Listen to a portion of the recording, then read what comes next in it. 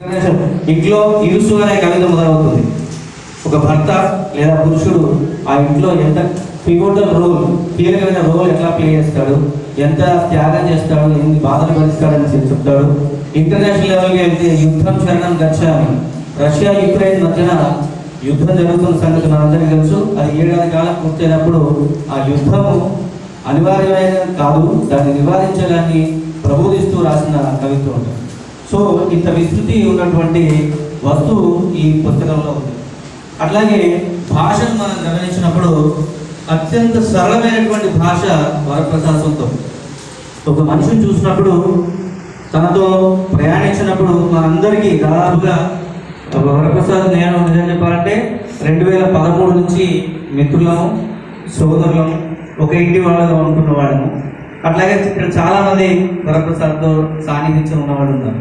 తను ఎలా ఉంటాడు, ఎలా మాట్లాడతాడు, ఎంత ఓపికగా ఉంటాడు, ఎంత నెమ్మదిగా ఉంటుంది, ఎంత సంయమనం ఉంటాడు, దేనికి తొందరపాటు లేకపోవడం. సో ఇట్లాంటి లక్షణాలన్నీ కూడా ఒక మంచి వ్యక్తి దగ్గర ఉన్నప్పుడు ఆ కవిత్వంలో కూడా ఈ గుణాలు ప్రతిఫలిస్తాయి. కవిత్వం కూడా అట్లాగే ఉంటుంది, ఎక్కడ గందరగోళం ఉండదు. ఆచితూచి అడుగేసినట్టు, ఒక మొక్కకు అడ్డుకట్టినట్టు చాలా నెమ్మదిగా జాగ్రత్తగా బుద్ధి చెప్పే సన్నివేశాల్లో, మనకు ప్రబోధించే సన్నివేశాల్లో కూడా చాలా నెమ్మదితనంతో శృతిమెంతగా చురకలంటిస్తాడు తప్పితే హాహాకారాలు, పిడబుబ్బలు అట్లాంటివి ఈ భాషలో ఎక్కడా ఉండవు. ఇంకా శైలి చూసినప్పుడు అంతా కథనాత్మకంగా ఉంటుంది. సరళమైన భాష కాబట్టి కథనాత్మకంగా ఉంటుంది. మొదలుపెట్టి మనల్ని తన వెంట నడిపించుకుంటూ ముందుకెళ్తూ ఉంటాడు. ఒక చక్కని ముగింపుతోటి ఆ కవితను ముగిస్తాడు. తర్వాత కథనాత్మకంగా ఉన్నప్పటికీ కూడా అది పూర్తి వచనంగా తేలిపోకుండా ప్రతీకరణ వాడకంలో తన పరిణతిని ఈ కవితల్లో మనం చూడవచ్చు. ఈ పరిణతి మనకి ఎక్కడి నుంచి లభించింది అని అంటే, మిగిలిన వాళ్ళందరికీ ఏమో కానీ వరప్రసాద్కి సాహిత్య వాతావరణం మనం ముందే చూస్తున్నాం. బాబాయ్ ఇక్కడే ఉన్నాను. 36 పుస్తకాలని సాహిత్య లోకానికి అందించినటువంటి దిగ్గజం ఇంట్లో ఉన్నప్పుడు మరి ఆ పరిమాణం కొంతైనా నెక్స్ట్ తరానికి అట్టుతుంది అనేది మనం సహజంగా అనుకునే ప్రక్రియ. సరే, పండిత పుత్ర పరమశుంఠ అనేది కూడా ఉంటుంది. ఆ పరిమాణం అనేది, సో తండ్రికి ఆటోమేటిక్గా ఆస్తికి వారసులు కొడుకులు ఉంటారు, అది ఓకే, దానికి ఏం కష్టపడాల్సిన అవసరం లేదు. కష్టపడి తండ్రి కష్టపడతారు, ఆస్తులు ఇచ్చేస్తాడు. కానీ ఈ కళ, ఈ సృజన అనేది వారసుడు ఉంటే ఆ తండ్రికి కలిగే ఆనందం నేను అనుకోవడం ఈ రోజున బాబాయ్ పైనుంచి చాలా సంతోషపడుతూ ఉంటాడు. ఈ రోజున తన పుత్రరత్నం ఇంతమంది ముందు సాహిత్యలోగా తన ఎంట్రీని, తన రాగం సగర్వంగా ప్రకటిస్తున్న సందర్భంలో, సో ఇట్లాంటి వాతావరణం లోపల ఇది మన మొదటి పుస్తకం తొలిసూరు బిడ్డ అంటున్నాం. కానీ దాదాపు 20 సంవత్సరాల క్రితమే వరప్రసాద్ కార్డులు కబుర్లు అనే ఒక పుస్తకాన్ని రచించాడు. తను జస్ట్ అరౌండ్ 27 years ఏజ్ మాత్రమే. ఆ తర్వాత వాళ్ళ నాన్నగారు రాసినటువంటి 3 పుస్తకాలకు సంపాదనకు వహించాడు. తర్వాత ఇక్కడే మా ఎల్ఐసి మిత్రుడు శంకరయ్య ఉన్నాడు. ఆయన రాసిన శబరిమాత చరిత్రం అనే పుస్తకాన్ని హిందీలోకి అనువదించాడు. సో ఆల్రెడీ తను సాహిత్యంలో అందలేసిన చేయగానే ముందుకు వెళుతున్నాడు. కానీ కవిత్వ పరంగా తన ఓన్ క్రియేషన్ని, ఒక మెచ్యూర్డ్ కవిగా తన ప్రస్థానాన్ని మొదలుపెట్టింది మాత్రం ఈ రోజు అని మనం చెప్పుకోవచ్చు. ఇందులోపల గమనిస్తూ ఉన్నప్పుడు కవిత్వం, అసలు కవి ఎందుకు కవిత్వం రాయాలి అనేది మనందరికీ తెలుసు. కవి యొక్క ఉద్దేశం ఏముంటుంది? తమసోమ జ్యోతిర్గమయ అంటే చీకటి నుండి వెలుగు వైపు ప్రయాణించడం. ఈ సమాజంలో మూర్ఖత్వం కానీ, మౌఢత్వం కానీ, చెడు దురలవాట్లు కానీ ఇట్లాంటి వాటి నుంచి ప్రజలకి కొంత ఉద్బోధన చేసి వాళ్ళను మంచి వాళ్ళగా తీర్చిదిద్దాలనే ఒక తపనతోటి కవిత్వం రాస్తారు. కవిత్వం అంటే అనే ఒక పోయం ఉంది. సెకండ్ షో అనే పోయం కవిత్వం గురించి చెప్తారు. సెకండ్ షో ఎందుకంటే తనకి ఎప్పుడు అర్ధరాత్రి అందరు పడుకున్న తర్వాతనే కవిత్వం తనని మేల్కొల్పుతుందని దానికి సెకండ్ షో అని పేరు పెట్టుకున్నాడు. అక్షరాలు తనకు ఎంతో ముఖ్యమో అక్షరాలు అనే కవిత్వం కూడా అందులో చెప్తాడు. కవిత్వం అంటే ఒక పోయం చూసినప్పుడు కవిత్వం అంటే శిశిరం నుండి వసంతమైన చిగురాకు. సో ఇక్కడే మనకు కవిగా కనబడదు. కేవలం వచనం రాస్తే అది కవిత్వం అనిపించుకోదు. దీని పోలిక చూడండి, శిశిరం నుండి వసంతమైన చిగురాకు అంటే ఎండిపోయినటువంటి మోడు చిగురించడమే కవిత్వం అంటాడు. ఎదతాపంపై వర్షించిన తొలకరి చిరుజల్లు ఎంత హాయిగా ఉంటుంది. ఆ ఊహ వేడిగా ఉన్నప్పుడు మన ఎద మీద చిరుజల్లు కురిసినప్పుడు కలిగే ఆ సంతోషం, ఆ ఆహ్లాదం నాకు కవిత్వం అంటాడు. బతుకులలో చీకటిని చీల్చిన కాంతి పుంజం ఆరుగాలం శ్రమించి కవి రైతు పండించిన పంట. ఇది చాలా బాగుంది. రైతు ఎంతైతే కష్టపడతాడో పంటను పండించడానికి, ఒక కవి కూడా ఎంతో శ్రమిస్తే, ఘర్షణ పడితే, వేదన పడితే, మదన పడితే కానీ ఈ కవిత్వం పంట పండదు అని చెప్పేసి తన అభిప్రాయాన్ని కవిత్వం అంటే ఏమిటో మనకు చెప్తారు. ఇలా అనేక రకాల పోలికలు చెప్తూ కవిత్వం అంటే ఉండబట్టలేని తరం నుండి ఉప్పొంగిన భావాల చెలిమే. సో ఎప్పుడైనా ఒక ఘటన మన లోపల ఒక కదలికను తీసుకొస్తే అప్పటి నుంచి కూడా మనం కదిలిపోతూ ఉంటాం, లోపల మదన పడిపోతూ ఉంటాం. ఇక రాయలేకుండా ఉండలేని స్థితిలోకి వెళ్ళిపోతాం. అట్లాంటి స్థితిలో నుండి కొన్ని రోజులు అనే ఒక మాట అంటాడు, కవిత్వంతో కొన్ని రోజుల ప్రయాణం అనుసంధానమై ఉంది అంటాడు. ఎందుకంటే ఏదో ఆలోచన రాగానే టక్కడక్క పరపర గీకేసి అక్కడ పడేసి ఫేస్బుక్లో అక్కడెక్కడో పోస్ట్ చేసేసి చేతులు దులుపుకోవడం తన పని కాదు. సో తనను తాను మళ్ళీ ఆలోచిస్తూ ఆ కవిత్వాన్ని మళ్ళీ రీడింగ్ చేస్తూ, రిఫ్రెష్ చేస్తూ, చెప్పుతూ, ఎడిట్ చేస్తూ ఆ తర్వాతనే అక్కడికి వస్తాడు. సో ఈ సమయంలో ఇంతకుముందే చెప్పాను, తొందరపాటు లేనితనం. 10 సంవత్సరాలుగా కవిత్వం రాస్తున్నా కూడా మరి పుస్తకం ఎప్పుడు అని మనం చాలాసార్లు వరప్రసాద్ అడగడం జరిగింది. కానీ అంత లేదన్నా నేను ఇప్పుడే తొందరపడుకోదలుచుకోలేదు. నేను ఆగుతా. నాకు తృప్తి కలిగి నా మీద నాకు కాన్ఫిడెన్స్ వచ్చి నేను రాసింది కవిత్వమే అని నేను నమ్మినప్పుడు మాత్రమే నా కవిత్వం పుస్తకం వేస్తానని చెప్పేసి చాలా క్రిస్టల్ క్లియర్గా స్పష్టతతో ఉన్నవాడు వరప్రసాద్. దీనికి అతను ఒక మంచి ప్రాతిపదికను కూడా ఇచ్చుకున్నాడు.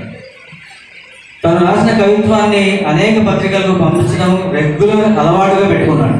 ఇది ఒక మంచి అలవాటు, మనలో చాలా మందికి లేని అలవాటు. భాస్కర్ సార్ ఎప్పుడు మా వెంట పడుతూ ఉంటాడు, మీరు బాగా రాస్తారు, ఎందుకు మీరు పత్రికలకు పంపరు.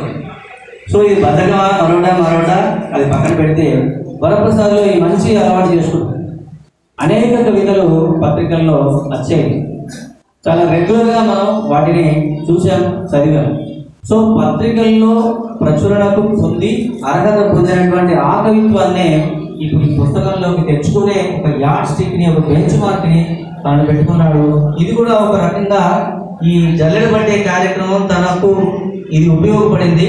ఇది ఒక రకంగా ఒక స్టాండర్డైజ్డ్ మెథడ్ అని కూడా మనం అనుకోవచ్చు. తర్వాత ఇంతకుముందే చెప్పాను, తక్షణ స్పందనగా మన చుట్టూ ఏదైనా సంఘటన జరిగినప్పుడు రాయలేకుండా ఉండలేని పరిస్థితులు ఉంటాయి. అట్లాంటి పరిస్థితుల లోపల కవి కదిలిపోయి రాస్తాడు. కదిలిపోయి రాయడంలో అక్కడ పనిచేసేది ఏంటంటే కవిలో ఉన్నటువంటి సున్నితత్వం. సున్నితత్వం ఈ రెండు కూడా కవుల పిల్లలండి. అయితే ఇందులో ఏది ముందు అనేది మనం చెప్పరాదు. సున్నితత్వం ఉన్నవాళ్ళు కవులు అవుతారా, లేదా కవుల్లోనే సున్నితత్వం ఉంటుందా అనేది అప్రస్తుతం. కానీ ఈ రెండు మాత్రం ఒక జుగల్బంది ఖచ్చితంగా ఉంటే మాత్రమే అక్కడ నడుస్తుంది. సో సంఘటనలకు స్పందించి రాసిన అనేక కవిత్వాలు ఇందులో ఉన్నాయి. తెలంగాణ ఉద్యమం తీసుకుందాం. తెలంగాణ ఉద్యమం వచ్చినప్పుడు మనంతా ఎంత సంబరపడ్డామో తను కూడా సంబరపడ్డాడు. అలాగే తెలంగాణ దేశం నుంచి విడిపోయినప్పుడు సంబరపడ్డాడు. కరీంనగర్ ముక్కలైనప్పుడు మాత్రం నువ్వు వేరు నేను వేరు అన్నట్టు బాధపడ్డాడు. ఎడారి బతుకుల గురించి, గల్ఫ్లో ఎడారి బతుకుల గురించి మితాఖత్ అన్న పోయం లోపల ఆ బాధను వెలకెట్టాడు. యుద్ధం జరగడం వచ్చే నెలలో ఉక్రెయిన్ యుద్ధాన్ని గురించి వివరిస్తాడు. సో ఇట్లాంటి దీని లోపల అలాగే మన సమ్మక్క సారక్క మన తెలంగాణ లోపల ఒక పెద్ద పండుగ, వాళ్ళ గురించి జనమన దేవతలు అని చెప్పేసి కవిత రాశాడు. తర్వాత పాకిస్తాన్లో ఒక స్కూల్లో బాంబు దాడిలో అనేక మంది పిల్లలు చనిపోయినప్పుడు చెలించిపోయి ముర్దాబాద్ అని చెప్పేసి ఒక కవిత రాశాడు. 75 ఏళ్ల స్వాతంత్రం, తర్వాత ఎన్నికలు వచ్చినప్పుడు ఓటర్లను జాగృతం చేస్తూ పారాంశ ఇట్లా అనేక కవితలు తక్షణ స్పందనగా రాసిన ఉన్నాయి. ఇందులో కూడా నాకు బాగా నచ్చింది ఒక ప్రత్యేకమైన ఒక కొత్త సబ్జెక్టు చూసినప్పుడు మమతల భాష అనే ఒక కవిత బాగుంది. ఈ మమతల భాష దేని గురించి అంటే, తను హైదరాబాద్లో ఒక బస్ స్టాండ్లో ఉన్నప్పుడు ఇద్దరు మూగ చెవిటి వాళ్ళు మాట్లాడుకుంటుంటే వాళ్ళని చూసి ఇన్స్పైర్ అయ్యి రాసినట్టు. మాట్లాడుకుంటుంటే అన్నప్పుడే మనకు అనుమానం రావాలి, చెవిటి మూగ వాళ్ళు మాట్లాడుకోవడం. అక్కడ ఉండేది ఏమిటి? వాళ్ళిద్దరి మధ్యన సైగలు ఉంటాయి, మౌనం ఉంటుంది. అయితే ఈ కవిత చదివినప్పుడు ఇటీవల పాయల మురళి రాసినటువంటి గచ్చం చెట్టుకు అటు ఇటు అనే పుస్తకంలో కూడా ఆయన ఇదే సబ్జెక్టు మీద ఒక కవిత రాశాడు. ఓకే, మడిపల్లి రాజకుమార్ గారు రాశాడు. సో ఇటీవల నేను చదివిన ఆ కవిత రెండు మౌన శిఖరాలు ఎదురైనప్పుడు అనే కవిత.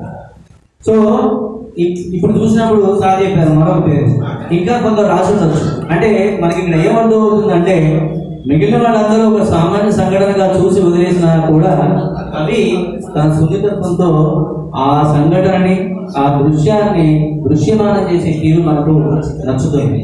అక్కడ రాయాలంటే ఉన్నదేంటి? మౌనం మాత్రమే ఉంది, సైగలు మాత్రమే ఉన్నాయి. కానీ ఆ మౌనాన్ని అక్షరాలుగా మార్చి వాటిని తర్జుమా చేసి కవిత్వం చేయడం అనేది చాలా కష్టమైన పని. అది ఏం రాసడో చూస్తే, మాటలు నేర్చి మాటలు పేర్చి అవసరాలే ఆలంబనగా మిగిలిపోతున్న ఈ కాంక్రీట్ ప్రపంచంలో మాటల్ని దూరాలుగా పేర్చి మౌనమైపోతున్న ఈ స్తబ్ద సమాజంలో అక్కడ వాళ్ళిద్దరూ మమతల్ని కలబోసుకుంటున్నారు సైగలతో అంటారు. నిజమే కదా, మనందరం ఇక్కడ ఉన్నవాళ్ళం అందరం మాట్లాడగలిగిన వాళ్ళమే. కానీ మాట ఎంత జాగ్రత్తగా వాడాలి అనేది మన లోపల చాలా తక్కువ మందికి తెలుసు. మాటలు వచ్చి అవి ప్రేలాపనలుగా మారి రణగొడ ధ్వనులు సృష్టించి ఒక గొడవలు సృష్టించడానికి కారణమైన మాట కంటే ఈ మౌనం పెట్టదు కదా అనిపిస్తుంది కదా. సో అదే విషయాన్ని ఇక్కడ ప్రసాద్ మమతల్ని కలబోసుకుంటున్నారు సైగలతో. వారి ముఖాలు నవరసాలను పలికిస్తుంటే, వారిద్దరి చేతులలోని వేళ్ళు గాలిలో నాట్యమాడుతుంటే అక్కడ వాళ్ళిద్దరూ మమతల్ని కలబోసుకుంటున్నారు సైగలతో. ఆ ముఖాల్లోని ముఖ కవళికలు ఎలా ఉన్నాయి? నవరసాలే పలికిస్తున్నాయి, వాళ్ళ చేతులు వేళ్ళు నాట్యమాడుతున్నాయి. సో ఇక్కడ వాళ్ళ భాష ఇదే. ఇక్కడ ప్రతి స్టాంజోలో మనం గమనిస్తే మమతల్ని కలబోసుకుంటున్నారు సైగలతో అనేది ఒక పునరుక్తిగా, ఒక రిపీటెడ్ ఫ్రేజ్ వాడతారు. ప్రసాద్ దగ్గర మనకు కనిపించేది ఒక 4-5 పద్యాల్లో ఇది నేను గమనించాను.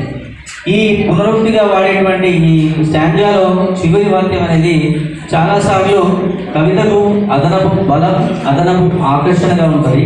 అయితే కొన్నిసార్లు అది ఓవర్ డోస్గా అనిపించినప్పుడు మాత్రం మనం కవి యొక్క విచక్షణ అనేది చాలా అవసరం.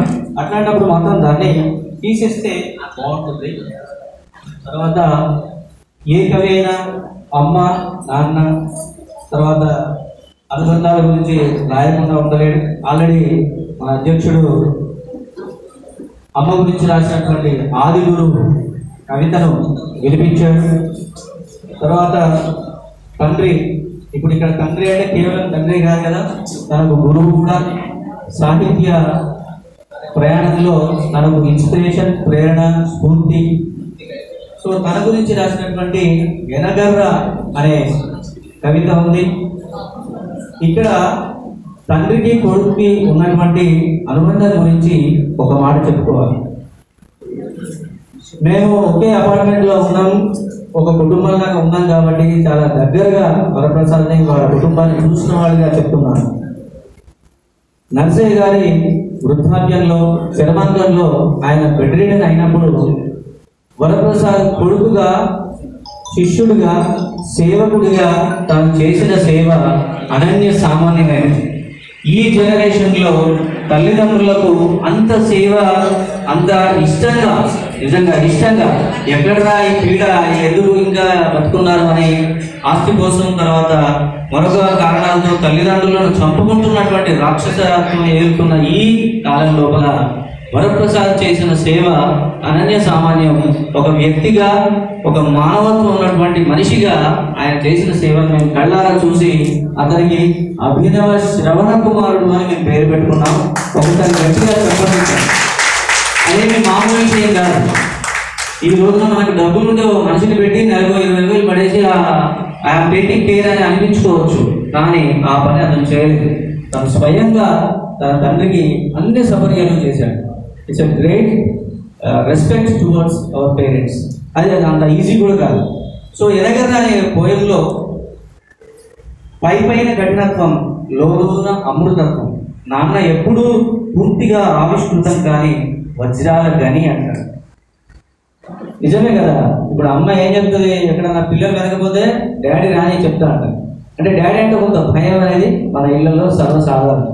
సో భయం ఉన్నప్పటికీ కూడా ఆ భయం మాటన ఉండే అమృతత్వాన్ని, సున్నితత్వాన్ని, త్యాగ గుణాలని ప్రసాద్ చక్కగా అర్థం చేసుకున్నాడు.